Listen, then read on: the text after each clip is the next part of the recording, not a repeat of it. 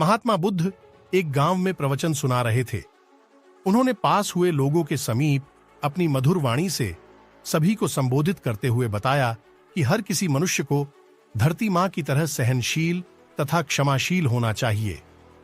क्रोध मानव का ऐसा शत्रु है जो दूसरों को तो हानि पहुंचाएगा, साथ में खुद भी उससे नहीं बच पाएगा।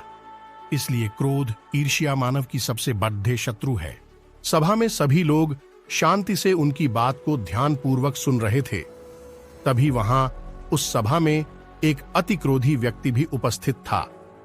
वह पहले तो उनकी बात सुनता रहा, फिर वह अचानक महात्मा जी से क्रोधित होकर बोला।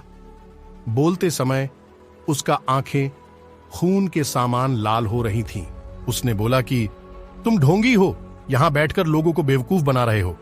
ये जो भी तुम कुछ कह रहे हो ना, इसको सचमुच करना बहुत मुश्किल है, समझे? तुम्हारी इन बातों का कोई मतलब नहीं। हे, ये सब बातें कोई मायने नहीं रखती।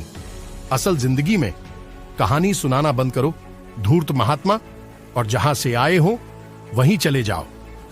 ऐसे कठोर वचन सुनकर भी महात्मा जी ने उस क्रोधी पुरुष का कोई विरोध नहीं किया और न ही उसकी बातों पर कोई भी प्रतिक्रिया दी। वह शांत रहे और अपना काम करते रहे, जिससे वह पुरुष और भी क्रोधित हो गया। उसकी समझ नहीं आया वह क्या करे। तब उस पुरुष ने महात्मा जी के मुंह पर थूक कर चला गया।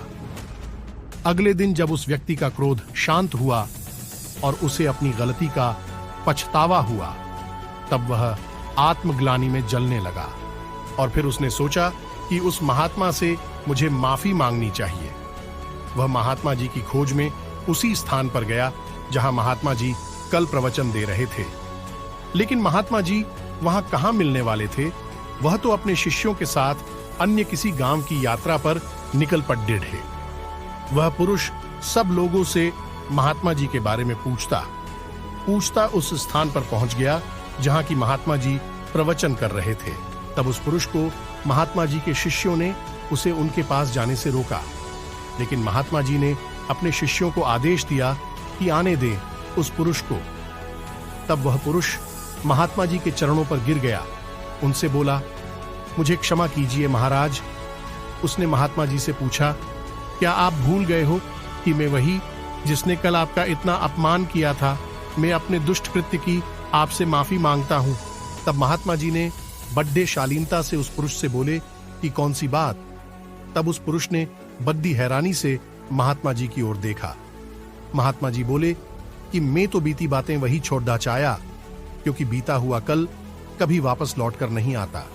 इसीलिए बीती हुए बातों की वजह से आज और अपना आने वाला कल नहीं बिगड़ना चाहिए। जो हो गया सो हो गया। तुम्हें अपनी भूल का एहसास हुआ, यही सबसे बड़ी बात है।